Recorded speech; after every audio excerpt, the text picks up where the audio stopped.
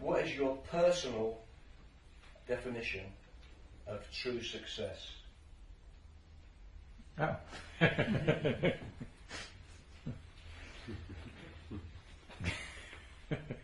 Take your time.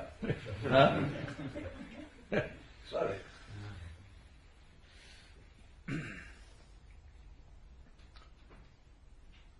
When success or failure makes no difference for you, you are a true success. I don't understand. When the result of an event has no impact on you, both ways you're blissed out, you are a success. When the fruit of the action does not determine how you are, it's just that you do things because of the exuberance of what you do, then you are a success. The result may depend on variety of things. Results are not always yours. For any result to happen, whether it's in a game or in life situations, there are various factors involved. Not all of it is in our control. But what is in our control is either we did our best or we did not do our best. That's in our control. As long as we're doing that, and whatever the result may be, if you are still blissed out, that means you are a success because life cannot defeat you anymore. So, can losing be successful? When there is no such thing as losing in your life, you're successful, that's what I'm saying.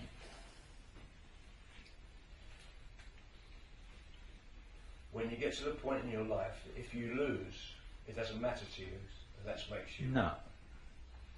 See, it is not that if I lose, it does not matter to me. There is no such thing as losing. So what's the point of playing? Why would you play? For the sheer joy of it. Don't you… Well, when you were playing a game, even if there's no game, did you not just enjoy kicking the ball? Ask this little boy. He would like to kick the ball for all his life. It doesn't matter whether he plays a game or not. Just for the joy of it. Huh? I wasn't talking about me. I was talking about in general terms. Willie is my teammate. We play together. He would tell you that I only play for the love of the game. I love to play football. But I tell you what, I didn't want to lose. Bad loser.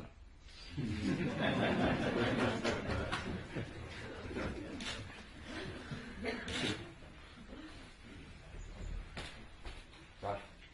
Here's that question. Yeah. Theo, you got a question? Yes. If you play for the love of the game, how can losing not matter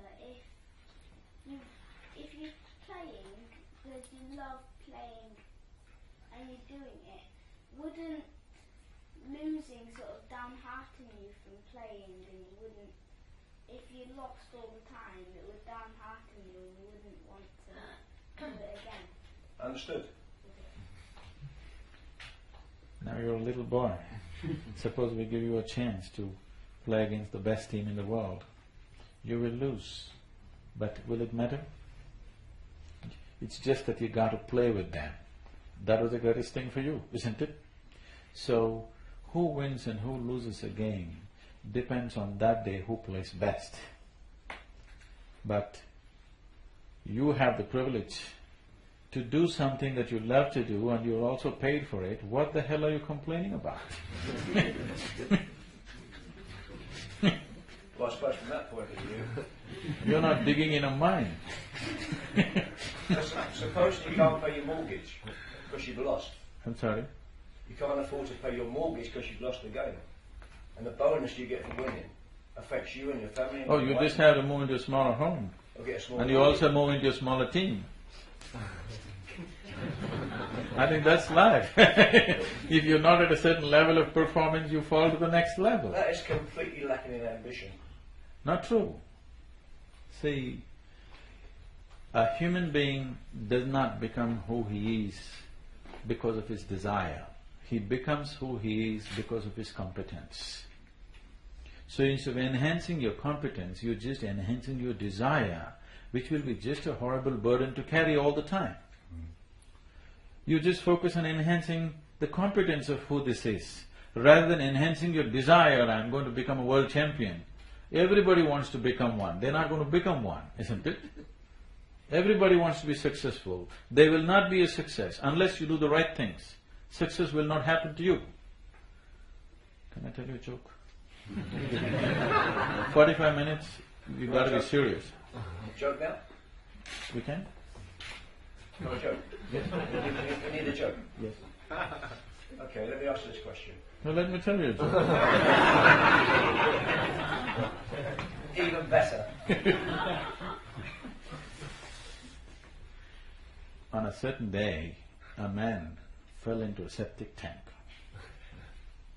Right up till here in filth.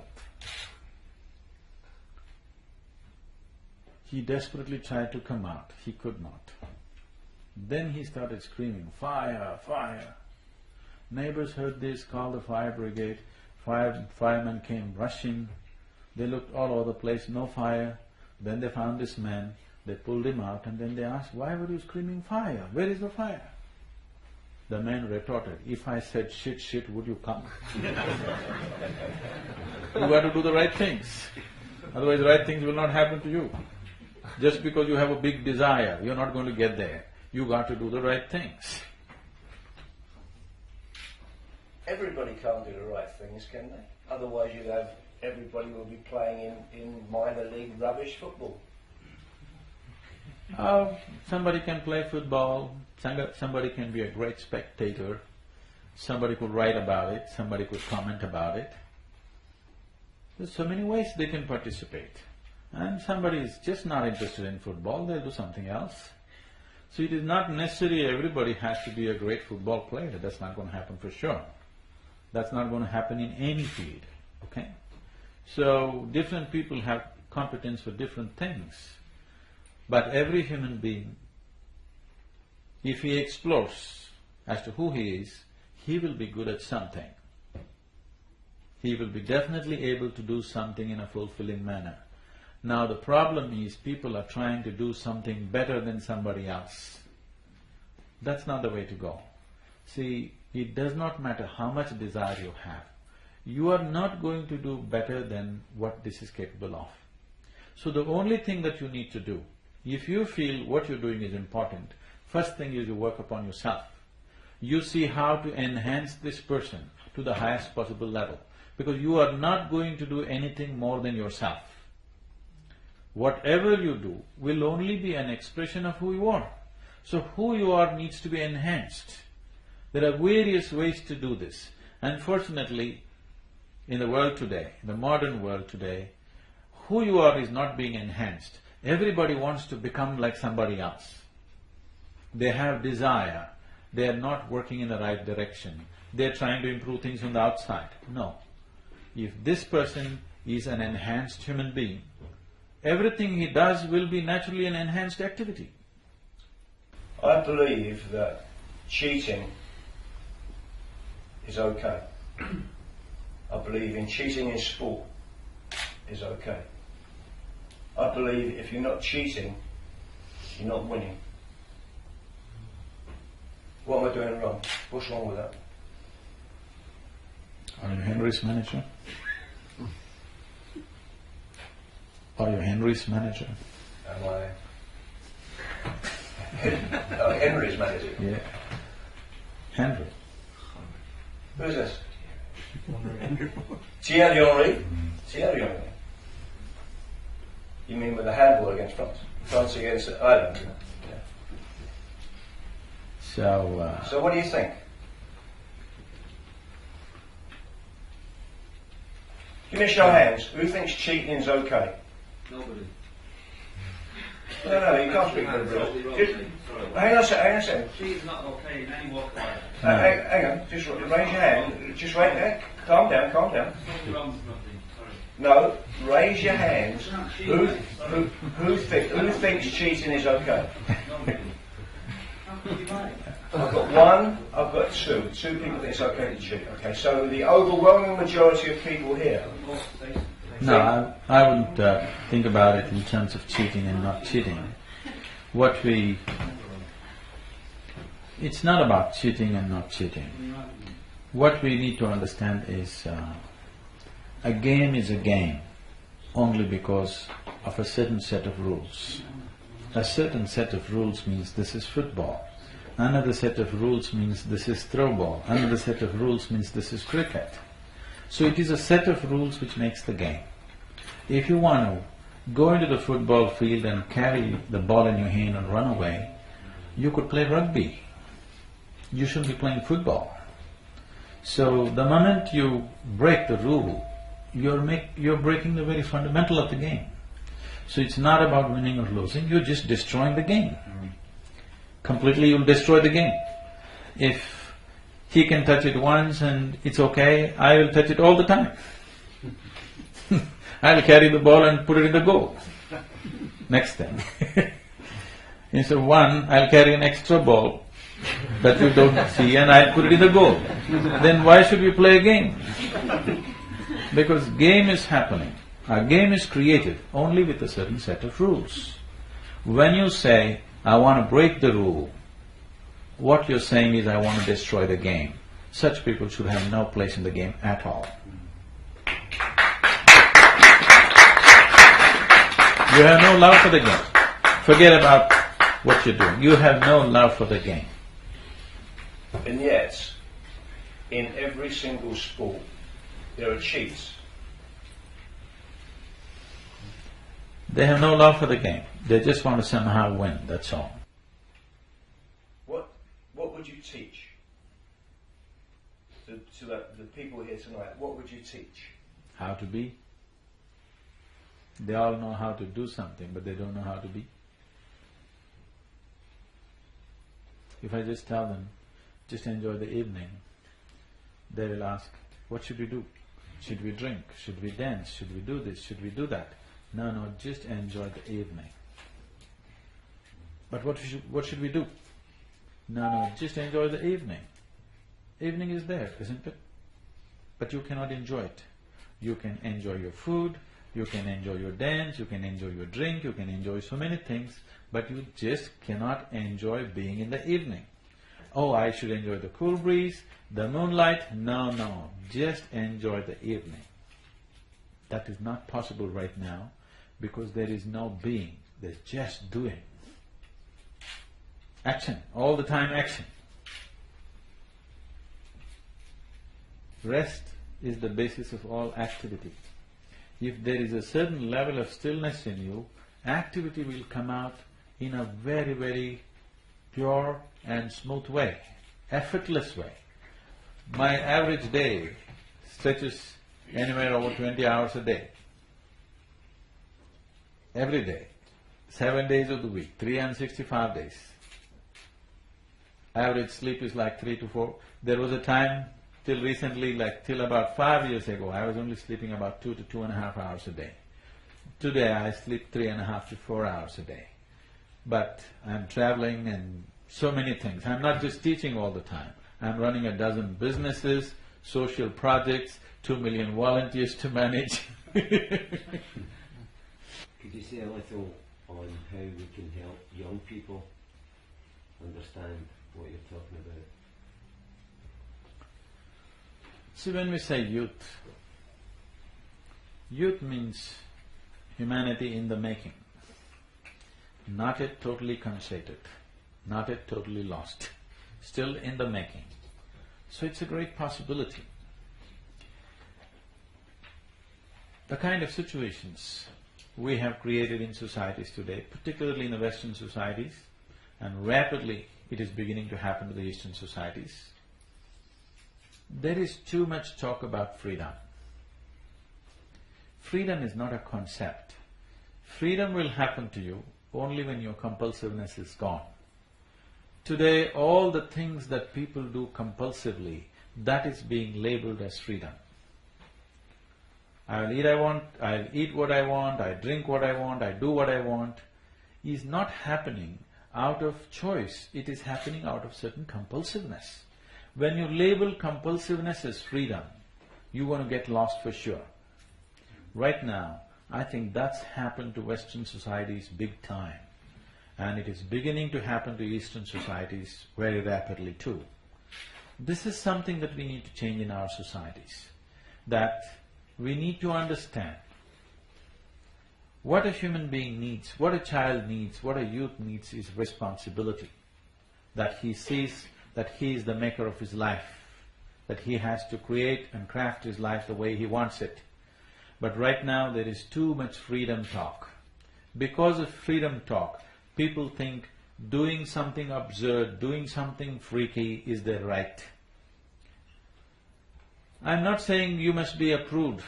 I'm not saying you have to be a conformist. But if your rebellion doesn't have a purpose, you're rebelling just for the sake of rebelling because your hormones are going crazy or you're doing something else, this is not it. Because this essential idea that people think freedom is an idea. Freedom is not an idea. Freedom is a state that you arrive at when nothing is driving you. If you sit here, you can choose what to do. Nothing is driving you. Not your body, not your mind, not social situations. Nothing drives you. You can consciously act whichever way you want. Then you are free. You can only do this. That's not freedom. I can do whatever I wish. That's freedom, isn't it? So one thing that needs to happen to the youth, one thing that needs to happen to children, one thing that needs to happen to adults who bear children is they need to understand responsibility leads to freedom, but freedom leads to ruin. Freedom as a concept leads to ruin. But if one becomes free, it is the most fantastic thing. The most beautiful thing about any human being is he's become free. Freedom is the highest value. In the Eastern cultures, the highest goal in life is not God. In the Hindu way of life, for example, there is no God. There is no God. You can create your own God if you want, or you can discard them if you want. Mukti or freedom or liberation is the highest goal, always. So, freedom is the greatest thing that a human being can attain to. But when you talk about it as a concept, when you talk about it as an idea, it gets totally misunderstood and it will lead to always compulsive ways of behavior. So to transcend one's compulsions, if you see one thing about the youth is a time when you're so full of energy. In terms of energy, that's the best part of your life, you're on a high drive. But the problem with youth is your intelligence gets hijacked by your hormones and you kind of get sloshed all over the place. So one of the most important things that needs to happen to children like this is, if you just teach them some simple practices, that if they just learn to sit properly, you will see, when we first opened the school, we have a school called Asia Home School in the center. We started the school and after 2 months I went to just see how the kids are. All 6-year-old children, they're sitting in the morning assembly,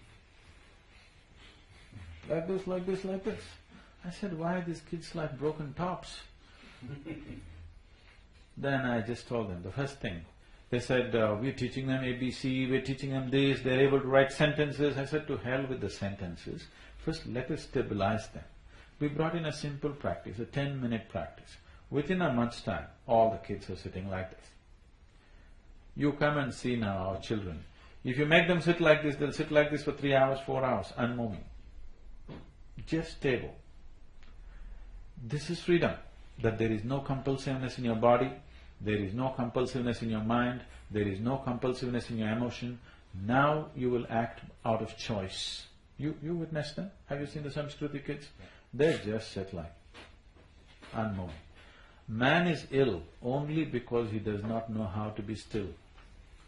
If you just learn to sit properly, the very fundamental of your life will change. How can that be? If I sit properly, how will my life change? It's like this. A human being is in many ways placed above various other creatures in his competence is essentially because he can perceive better than other creatures. Other creatures can perceive only what is necessary for their survival. A human being is able to perceive more than what is necessary for survival, which kind of distinguishes him from every other creature on the planet. Do you remember, maybe not you played with him? Yes, we played together. Do you remember in 70s when you had the television in your house, you're watching your favorite football match and there is one aluminum contraption up there on the house called antenna. Suddenly your television set goes boop, boop, boop. Then you climb up on the terrace and if you do like this, you won't get it. If you do like this, you won't get it. You got to get to the right place, then the world pours into your sitting room, isn't it? If you just learn to hold this body right, you can download the whole cosmos. Yes, this is what yoga means. To understand the cosmic geometry and to be in tune with that. If you just learn to sit right, everything that you ever want to know, you can know simply by sitting properly. Just learning to hold the body in right attitude, you will see your perception can be multiplied 1,000,000-fold, just like that. So, this is what needs to happen to the future generation. Why I'm saying this is, we are at a very significant time in terms of human history, because for the first time, for the very first time, as human beings, we are more comfortable and have more conveniences than any other generation could ever dream of. Yes? And as a generation of people, for the first time we have the necessary capability, we have the necessary resource and necessary technology to address every human problem upon this planet, whether it's of nourishment, health, education, you name it, whatever it is. We have the resource, we have the capability, we have the technology. Only thing that's missing is human intention has not come. The necessary inclusiveness has not come in human consciousness. This has to come. This is what needs to happen to the youth of the world today, that they have to be brought into a discipline, they have to be brought into a dimension. When I say discipline, not rigidity, I'm talking about discipline as a possibility, that if this possibility is opened, youth is a tremendous possibility. Otherwise, youth will live like the garbage of humanity. Which if you live in America like I do, you see that every day. I spent a few months in a year in the United States, and some of the best universities, I'm talking about the top-notch universities, at least 80% of the kids, at least on weekends, they are on drugs. So, what's wrong with that? Nothing wrong with that. It is just that your brains will shrink. So if you don't think there's anything wrong with having a bird brain, there's nothing wrong. But surely, if you want to go down that road, very briefly, one second. Well, no, just let me finish on that point. If you want to go down that road of drugs being a negative factor, I'm not talking about anything being positive or negative.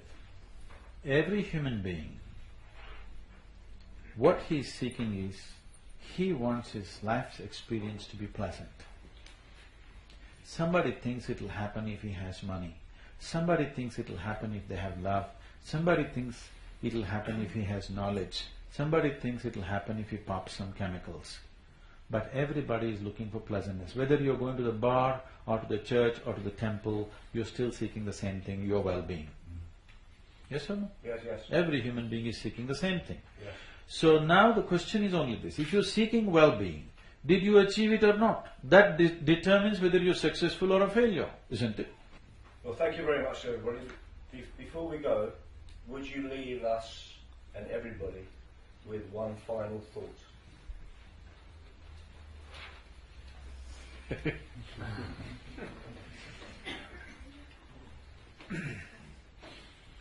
Can I tell you a little story? I wish you would.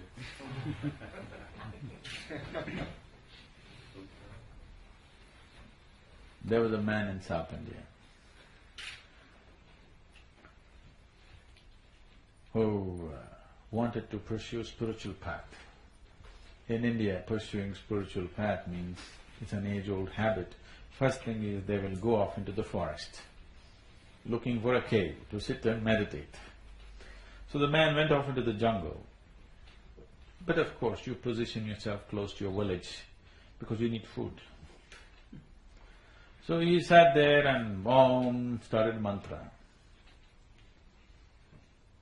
Whenever he got hungry, he came to the village, begged some food, went back. And as night fell, he noticed there was a fox. Both his front legs were severed in some trap or something, it's gone. But still he is well fed and healthy. Nature is not kind to any kind of incapability. If you lose your legs, you lose your life. But this fox has lost its legs but well fed and healthy. He was surprised. But then he ignored and focused on his meditation. As night fell, he heard the roar of a lion, the growls of a lion coming. So he forgot about his meditation and climbed a tree. He sat there, and to his amazement, the lion, a full-grown male lion, came with a piece of meat, a piece of flesh, and brought it and dropped it in front of the fox and went away. The fox had his dinner. He couldn't believe this. A crippled fox is being fed by a ferocious lion. Hallelujah! This is a miracle. This is a message from the divine. What is it? What is it? What is it? And he was wondering. Next day evening again the lion came with a piece of meat, dropped it in front of the fox and went away.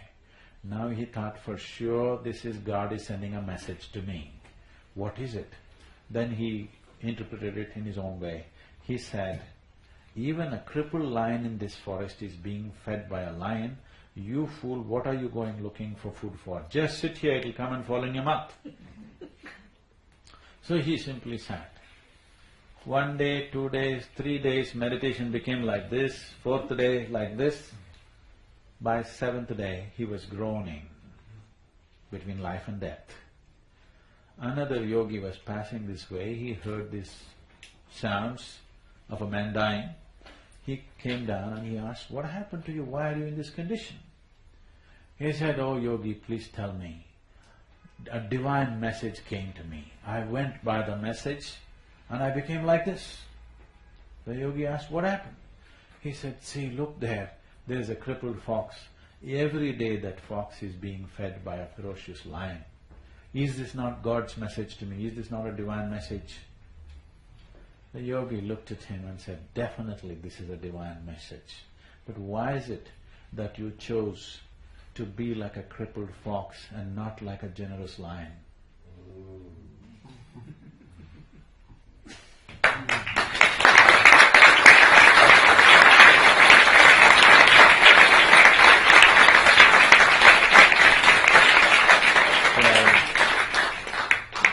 It is just about every situation in human life is just about what choice you make. Every choice takes us this way or that way. So every human being has this. It doesn't matter what point of life we are in. Even today, it does not matter whether you're at the peak of your life or you're in the dumps. If this moment, if you choose, the existence gives you the freedom, you can sit here joyfully. Nobody can stop it. You're going to die tomorrow morning. You can sit here joyfully. Nobody can stop it. This freedom, existence is offered to all of us. This is the greatest compassion. Either you make use of it by making right choices, or you choose to be frustrated or miserable or depressed. People think it's a right to be depressed. Nobody has any right to be depressed because you're infecting the world with misery. But you have a right to be joyful. Nobody to stop you. It is just a choice.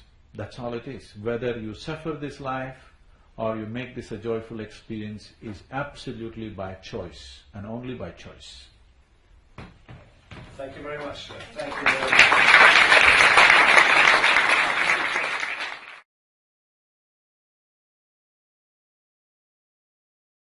Do what you don't do.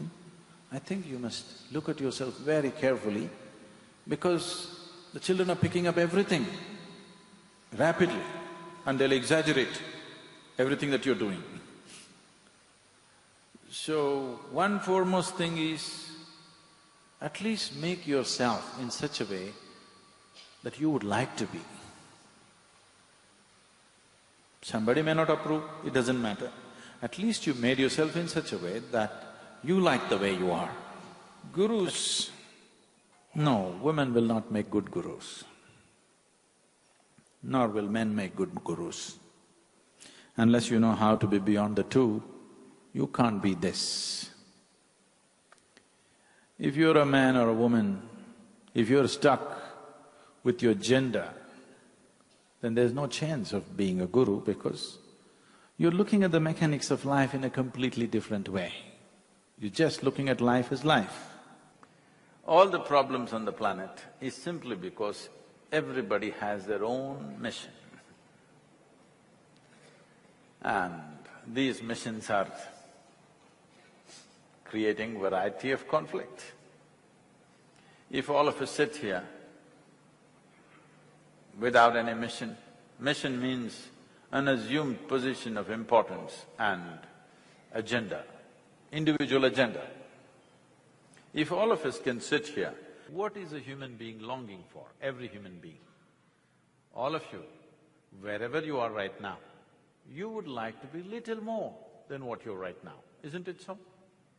Hello? Yes. If that little more happens, what? Little more? If that happens, what? So it looks like in installments you're going towards something. How much more would settle you for good? Let's look at it right now.